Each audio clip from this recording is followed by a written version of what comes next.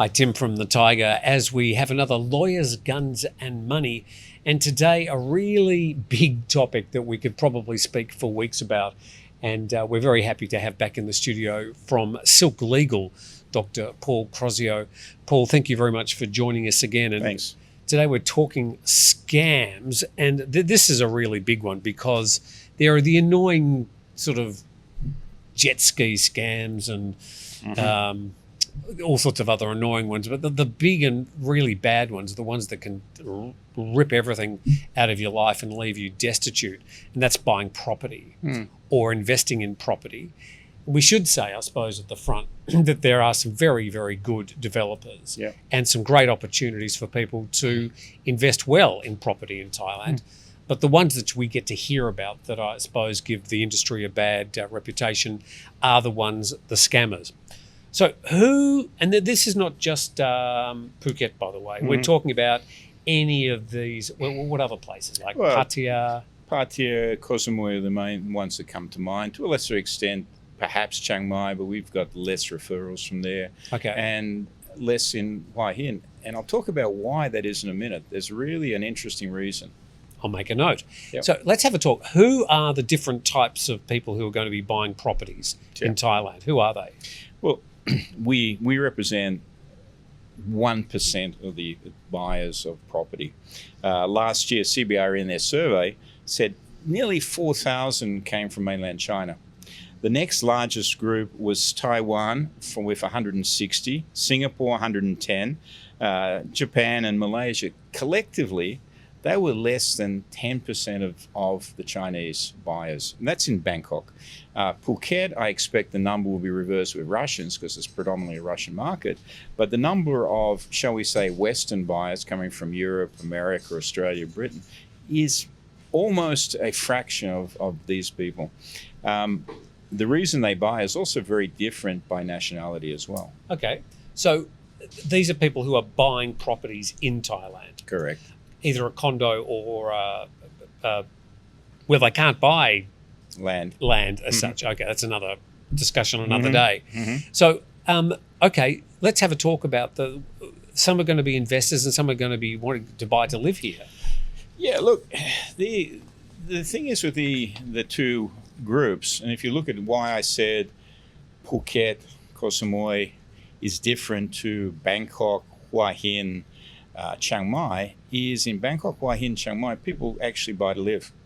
In Phuket, Pattaya, Koh Samui, people buy to invest. They want a return on their assets. So they're coming in, they've been lured by promises of returns, which are fantastic, promises of other additions. We'll fly you from Europe to here once a year as part of your package. We'll do something for your development. Don't worry, this is guaranteed. My first point is, as a lawyer, if anyone says guaranteed, run for the door. Don't walk, run. There's nothing guaranteed in life, including me making it home in the afternoon. So that's the first red flag. The other thing is, people need to understand that developers in Thailand, generally, and we're not talking about the top tier developers like the Sun series that do an excellent job in that. We're talking about the smaller developers. They're different to what we're used to in our home country because they're not the builders. They're a middleman. As a middleman, they're after deriving a profit after they're paying the build costs, the marketing costs, and their lifestyle costs. So they're really just throw the money in, get it built as quickly as they can, turn it over and get out. Yeah, and exactly right. And they build in the investor's mindset what they're wanting. So you go into a show flat, it'll be beautiful and wonderful. But what you're finding is, to save costs, they do the McDonald's effect. And I call them Mac condos because every one of them is the same. You go to the 10th floor, 12th floor, 20th floor, same layout, same condo. So these Mac condos can be turned out quickly and cheaply. They call it a signature product, but that only means it's the same one repeated time and time again. It's got nice cushions. In the show flat. Yes. So let's have a talk about this. And you mentioned the guaranteed returns. There was a period, I suppose, maybe the last 4 or 5 years, maybe the last decade before things fell apart a bit in 2020, where you would see so many of these condos advertised with guaranteed rental returns, where they're basically saying, don't have to worry about it. Your mortgage payment's going to be covered by a monthly return that's going to be more than your mortgage payments. Yeah. But I always looked at that and thought, that doesn't sound right. Sounds too good to be true, Paul. And if it is sounding that way, it probably is that way. Yeah. There are some developers who do offer a rental return because they build it into their price. So what you're doing is actually paying someone to pay you back. Right? Right. The rentals also, let's look at this typical investment apartment. 30 to 50 square meters, 1 bedroom, maybe they can squeeze 2 bedrooms in. You can only get the mass tourist market in there, the Chinese, the Russians, maybe the Indians, South Asians, into these condominiums and that on package tours. That's gone. We haven't seen a return of the Chinese or the Russians, some trickling back from South Asia, but who are they renting to? And who wants to rent 30 square meters, 40 square meters? Sure. So it can't be true. All right, so let's go to the next step. Let's say we've made one of these investments as an investor, and we've thrown a lot of money at it. We've either made a deposit or perhaps some staged payments, and the emails stop being replied to. We can't seem to get anybody on the phone, and the website's disappeared, and the sort of bells start ringing. This is where you guys sort of come in. What are the options at this stage for a person who wants to look at getting their money back, or even just some answers? Sure.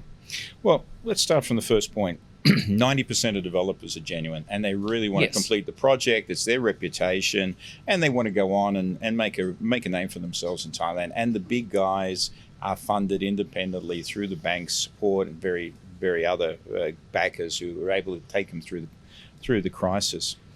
The smaller developers, where they've made promises which aren't funded from actual returns, are digging into their capital to maintain their payments to the clients.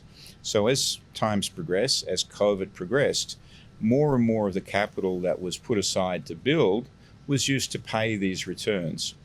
Now, whether that's good or bad, I'm not going to make any assumptions at this stage, but some people did that. Now, what can you do? Well, the first thing, if you go to a Thai lawyer around those resort areas, he'll say, it's no problem. Tim, come with me. I'll sue him in court. We'll win. Absolutely sure we're going to win. And not only that, I'll let me throw in a couple of criminal charges in as well. Because that's what happens in my country. Yeah. So people sit back and say, well, that sounds pretty good. So let's go to court. Well, the first thing is you're going to pay your money up front, 50, 100,000, 200,000 baht. You go to court. And when are you going to go to court? Currently, the court lists 2 years, 3 years out. So you're going to go to court in 2 years' time or 3 years' time. You'll get a decision around that time frame. Then you've got to collect on it. Now, we came back and said these guys really want to develop these properties. If they're not developing the properties, there's a reason for that. They don't have the money to develop the properties readily available. So there's none for you. None for you. So you've got to go through the whole enforcement process of a property or a series of properties that have been abandoned or dilapidated or decreased in value. And the chances of recovering from a civil action are fairly, your money, are fairly slight. I mean, you have to realize that if the developer has shut shop or has stopped developing, the train's left the station, you're not getting all your money back. So is there any criminal offences involved in this? I mean, can the prosecutor take you to court and throw you in jail over this? Yeah, there are, and the Thai penal code, the criminal code, has some very, very strong acts which prevent things like promising returns which aren't justified from the business, or in fact public fraud, where you advertise a project that doesn't happen, or you advertise a project knowing that you can't complete it, breach of contract. I mean, it goes on and on and on. But the bottom line is, even if you do get to court, other than personal satisfaction and your lawyer being very happy with the fees, there is nothing at the end of this. Yeah, I mean, them going to jail is not going to help you get your money back. So the other thing, I mean, I think this is what your company specialises in, is the other option of what we call rehabilitation. Could you take us through that? Sure. There are only I think the latest number was 16 licensed planners in Thailand. And what a planner means is we can work with a company either on a formal or informal basis, sit down with them and the creditors, that's each one of the people who owed something, and say, guys, let's work this thing out. And with the court's approval, we can put a plan together, and this is the important part, with the approval of the creditors, that the court is satisfied will do better than liquidation, selling off the assets, and will make the company cash flow positive within the life of the plan. To me, that's better than sitting in a court knowing that in 3 years' time you're going to get nothing, or letting the developer, pushed enough, throw the keys and say, hey, Mr. Liquidator, go sell this whole lot, I'm out of here. All right, so with rehabilitations, I don't know, I'm going to ask you for an average here, but what's the, in the last 10 years of rehabilitations that you've overseen, what sort of percentage could people look at getting back? It really depends on the project. I mean, we're talking about real estate here, and in the order of a third to a half of a return would be reasonable. However, there's been some cases in Malaysia, and there's this famous case there called, I think it's called Forest City. They got that back 3 or 4 cents in the dollar. It really depends on the project. Okay, all right. So there's quite a large area there. But I gotta say, Tim, the sooner you start, the more assets you got, the more you haven't wasted in admin and overheads, and the more likely you are to get a better return.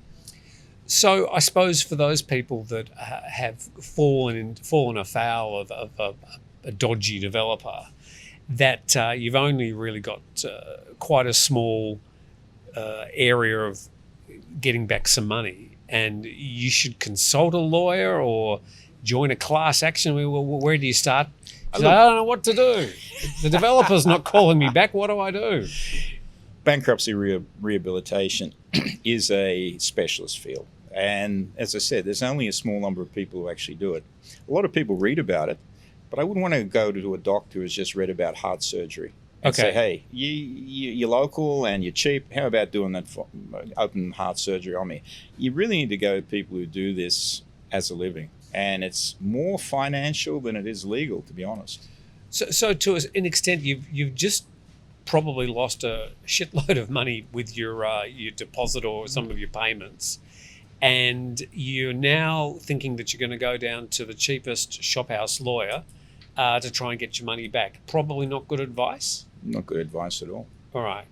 So you need to go to a sort of a legal firm that is going to know at least, where you can go from here. Exactly. And the good news for these people in this situation is the actual costs, our costs, we're obviously not a charity, but our costs are paid by the company, the developer.